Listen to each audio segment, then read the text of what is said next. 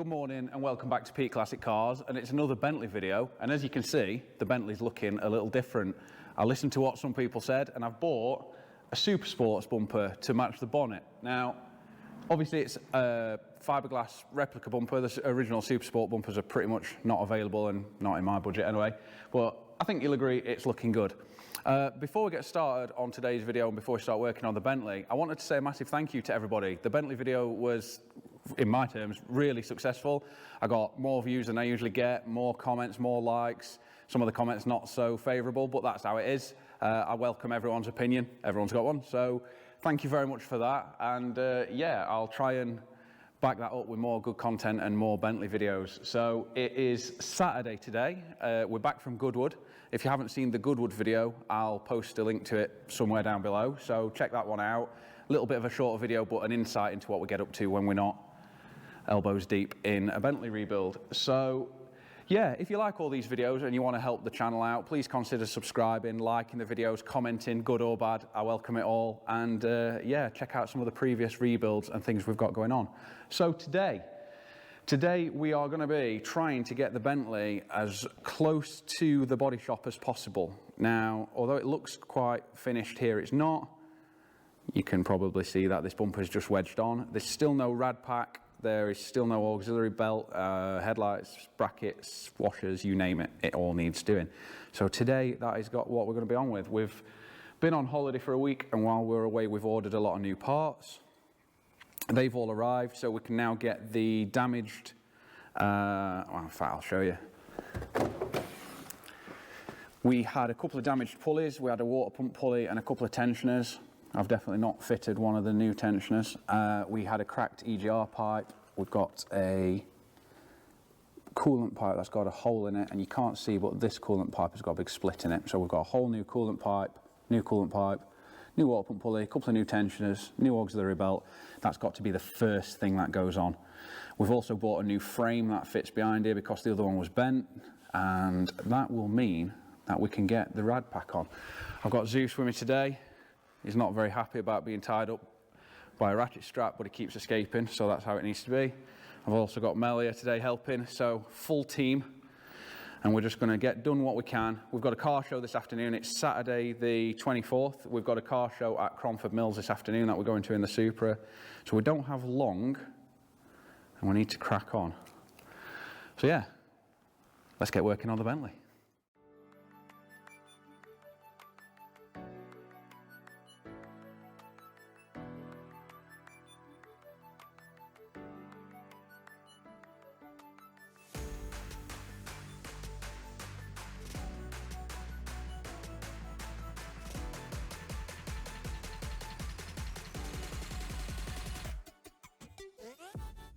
So what we're doing now is fitting the new auxiliary belt. It's a double-sided belt, so it's got the grooves on each side.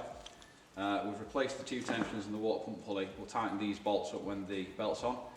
I took a reference photo so I know the routing of the belt.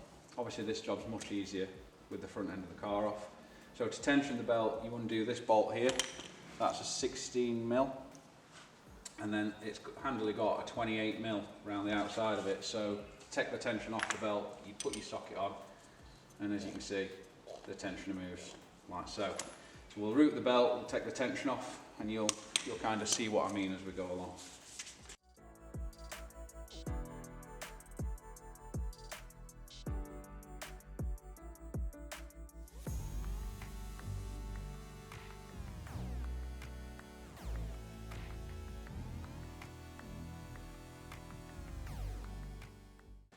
So next up is this frame. We originally weren't going to replace this, but the other frame, it just looked a little bent, and actually, Mel, grab that frame. So we bought one of these just on the off chance that it was, and if you look side by side, I don't know if it'll show up on the camera, maybe like that. Can you even see? Not really. That one's got a bow in it and it's also bent the other way, so things just weren't going to line up properly. And you can see at the top there it's bent in a little. So yeah, get one of these frames sorted, and at least we know everything's going to be where we want it, so that's going to be the next thing, isn't it?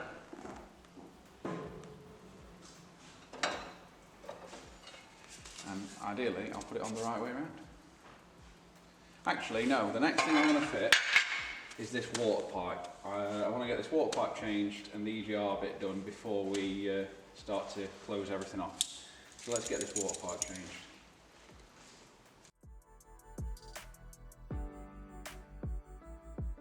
Yeah, so it's not quite gone through, look, but it had ballooned up. It would definitely, you know, not be very happy. I'm just not comfortable reusing a hose like that.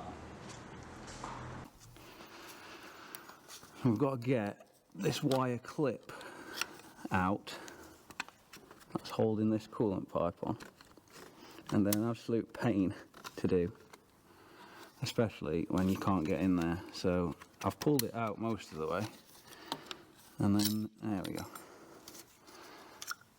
and then hopefully this coolant pipe should just pull off.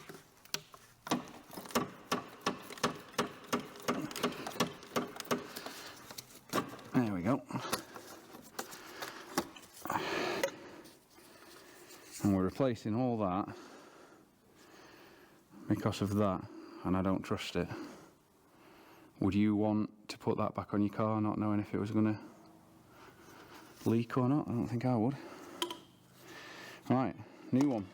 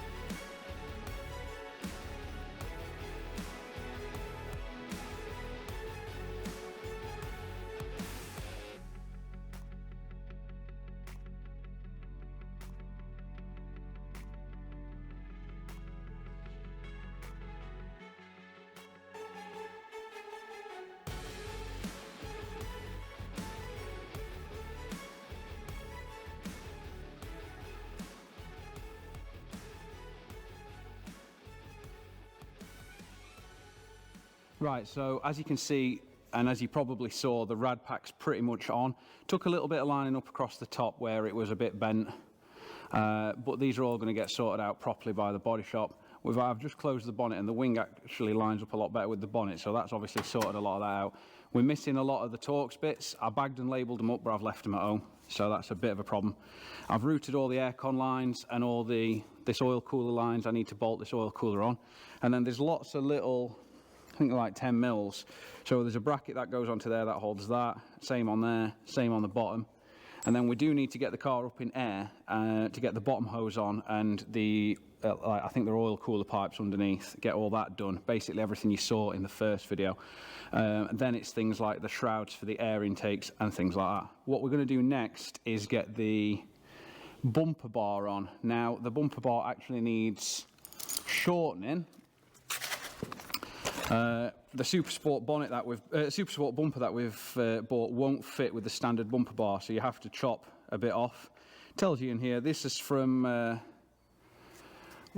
Medusa Design. Thank you, Medusa Designs in Leicester, and the bumper looks incredibly well made, and it's come with some brilliant fitting instructions and everything. So shows you exactly what you've got to do to get it to fit. So we'll do that.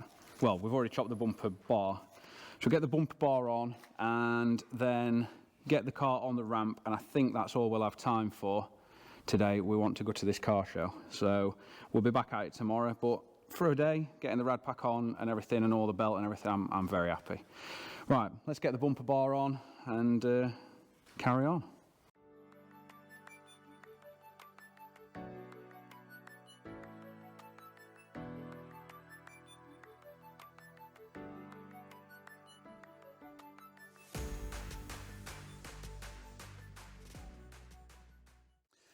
Well, good morning, it's now day 2, and as you can probably see, the Bentley is now on the ramp.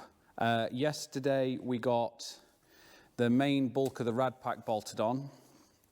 Although not finished, it's bolted in place. It also obviously spaced the wings out and we managed to get the gaps looking something like. Today it's all about finishing off this rad pack. I want to get the car running and driving by the end of today. It's currently Sunday. I don't really usually work on Sundays, but I can't really leave anything alone either. So I want to get it to a point where it can move under its own steam reliably, because when we need to move it in and out, obviously that makes a lot more sense for us. So today's a lot of little niggly jobs, so it might not be as interesting as yesterday because we're not throwing great chunks of car at it.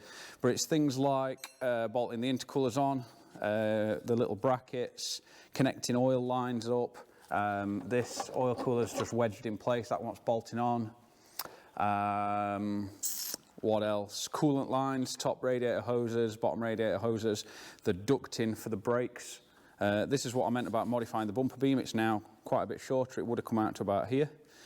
We test fitted the bumper yesterday and it fits great. I will splash a bit of black paint on there to tidy that up. But yeah, it's a lot of little niggly jobs. But by the end of today, well, not even by the end of today, by about lunchtime, we should be able to have a running, driving Bentley. We've got to fill the gearbox back up. I've bought some proper oil. Bought it from Jaguar Land Rover, but the gearbox in one of these is the same as in some Land Rovers, some Jaguars. So bought the gearbox oil from them. We need to bleed the gearbox, top up the oil, top up the coolant, and yeah, hopefully have a running Bentley in a couple of hours. So let's do it. Let's get going.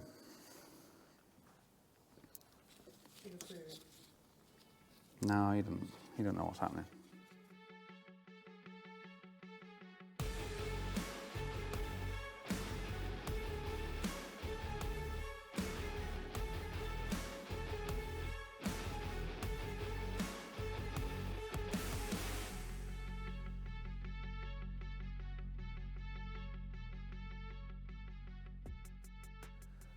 We're back down on the floor. As you probably saw, the rad pack's now completely on. All the lines are connected. We've put like all the air intakes on. We've even put the little foams on that separate all the pipes. That's front bumper wiring, don't worry about it. So yeah, we're back down on the floor. We are sitting at pretty gangster ride, right? But I'm hoping that the suspension will sort its head out when we get it running. So it's topped up with just water for now. I don't want to put any expensive coolant in it yet, because if it pours it all out on the floor in a few minutes' time, I'll not be very happy. So, yeah, there's not really anything else to do apart from turn the key. I've checked the oil. Oil's good, hydraulic fluid's good, brake fluid's good. Not that I'm hoping to have to use brakes. We just need to turn the key and then ideally let it get warm. There's a few electrical things I want to do. I want to reset the windows. They've got a mind of their own at the moment. And let it get warm, really, just let it get up to temperature, let it get warm, and see what, if any, issues we have. It's got a few electrical gremlins, a few lights on the dash. It keeps thinking one of the seats isn't latched, which is a new thing. It's had new batteries, so I'm hoping that'll just sort itself out. But I'll pass the camera to Mel, and you can watch us start it up for the first time. Well, it's not the first time, obviously we've had it running. The first time since we've put the new rad pack and everything on, so. You do that.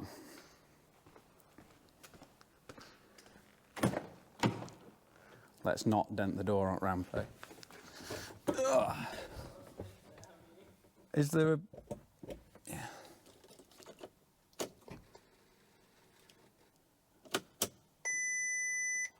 System fault workshop. Right. Please start engine, it says. Okay. Backrest not locked.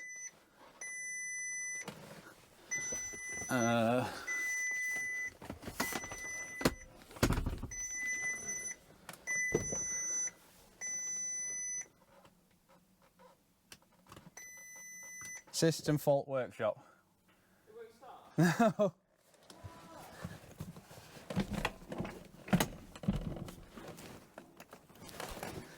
No, it just says system fault workshop.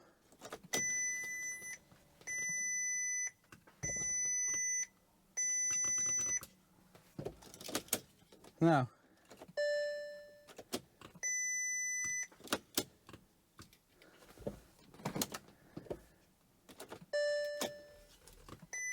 System fault workshop.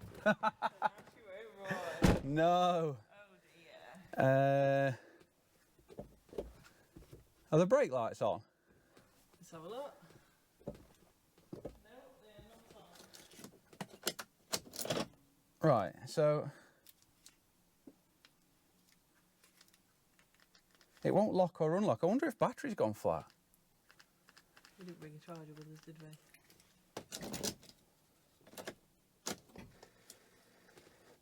The engine battery don't usually go flat, though. Yeah, well, backrest not locked. Workshop full. We could just plug it in. Oh! Hello! What? Okay.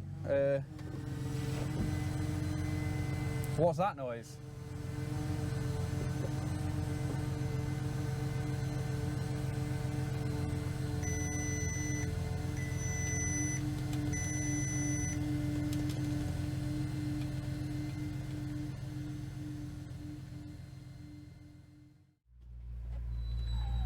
So, this is actually the first drive of the Bentley. Now, we've topped the gearbox up, we have rebuilt all the rad pack, we've bled the cooling system, and this is the first drive of the Bentley. Now, we've got a lot of warning lights on the dash. There's things that it needs. It still needs some work. But yeah, quite a big occasion to actually have it driving. So, if you've liked this one, please consider liking and subscribing to the channel. It really does help us out. The last Bentley video went mental. We want to get this car to the body shop as soon as possible, ideally this week. And hopefully the next time you see this car, it's going to look amazing, all green again, and we can take it for a proper drive. But for now, this will have to do.